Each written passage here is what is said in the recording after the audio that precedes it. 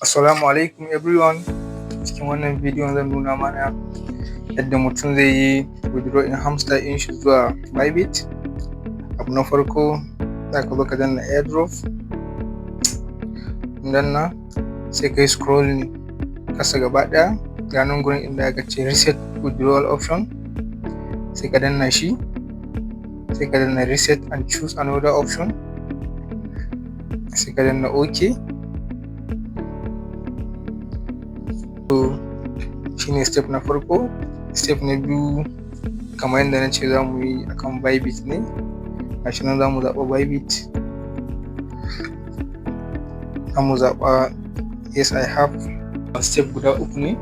Step na farko za mu kwafo Bybit UID, na biyu za mu kwafo hamster deposit address, sai na uku mu kwafo memon mu.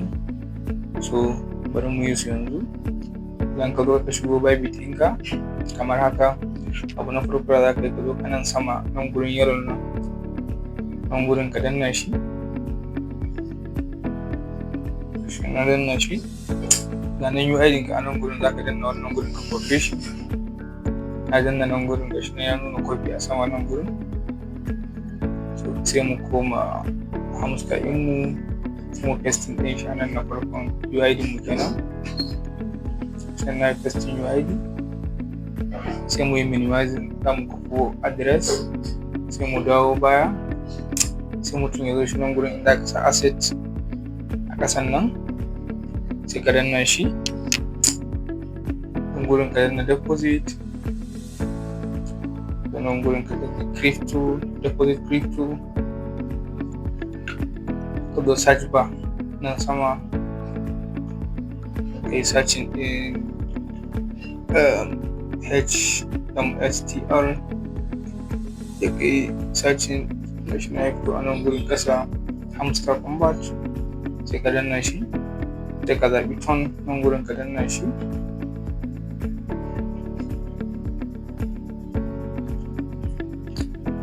sai ka zo nan gurin ka kafa address ɗinka na hamster ka danna nan gurin, shi ne mun danna, sai ka zo nan gurin ka pasting ɗin address ɗin da muka kwafo, shi ne mun pasting ɗin shi, sai mu ƙara komawa mu zo mu kwafo memon mu ga shi nan,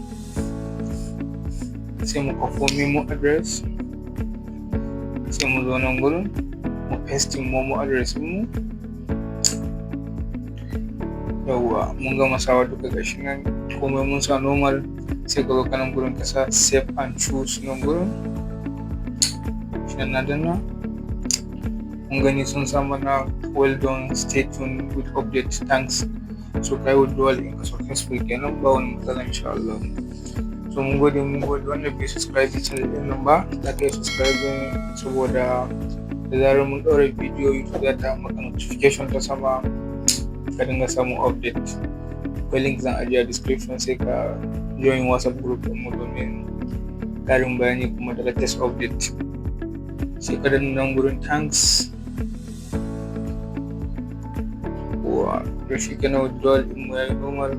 Idan ka dan dawo baya kai scrolling, za ku ga Bybit gashi nan gurin sun sa mana good, ma'ana withdrawal din mu yayi successful kenan ta Bybit.